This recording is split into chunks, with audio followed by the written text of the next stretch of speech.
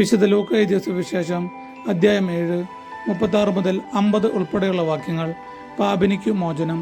ഫരിസയരിൽ ഒരുവൻ തന്നോടൊത്ത് ഭക്ഷണം കഴിക്കാൻ അവനെ ക്ഷണിച്ചു. യേശു അവന്റെ വീട്ടിൽ പ്രവേശിച്ച് ഭക്ഷണത്തിനിരുന്നു.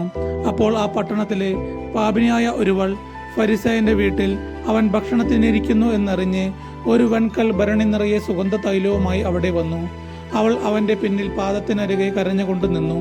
കണ്ണീര് കൊണ്ട് അവൾ അവന്റെ പാദങ്ങൾ കഴുകുകയും തലമുടി കൊണ്ട് തുടയ്ക്കുകയും ചുംബിക്കുകയും സുഗന്ധതൈലം പൂശുകയും ചെയ്തു.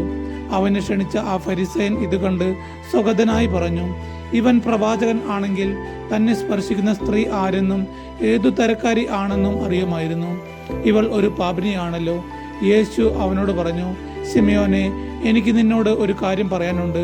ഗുരു അരുൾ ചെയ്താലും എന്ന് അവൻ പറഞ്ഞു. ഒരു ഉത്തമർണനോ 2 കടക്കാർ ഉണ്ടായിരുന്നു.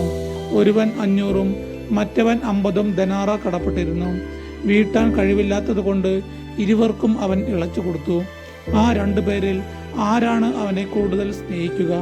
ശിമയോൻ മറുപടി പറഞ്ഞു, ആർക്ക് അവൻ കൂടുതൽ ഇളവ് ചെയ്തുവോ അവൻ എന്ന് ഞാൻ വിചാരിക്കുന്നു. അവൻ പറഞ്ഞു, നീ ശരിയായി തന്നെ വിധിച്ചു.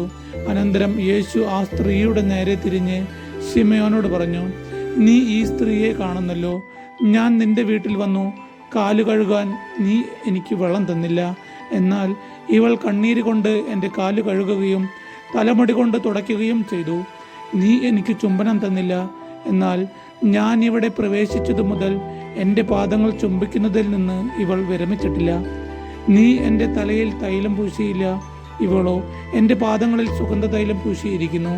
അതിനാൽ ഞാൻ നിന്നോട് പറയുന്നു, ഇവളുടെ നിരവധിയായ പാപങ്ങൾ ക്ഷമിക്കപ്പെട്ടിരിക്കുന്നു. എന്തെന്നാൽ ഇവൾ അധികം സ്നേഹിച്ചു. ആരോട് അല്പം ക്ഷമിക്കപ്പെടുന്നുവോ അവൻ അല്പം സ്നേഹിക്കുന്നു. അവൻ അവളോട് പറഞ്ഞു, നിന്റെ പാപങ്ങൾ ക്ഷമിക്കപ്പെട്ടിരിക്കുന്നു.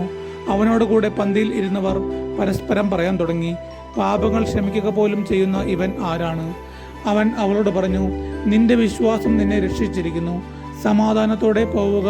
നമ്മുടെ കർത്താവായ യേശുവിശേഷം സ്തുതി.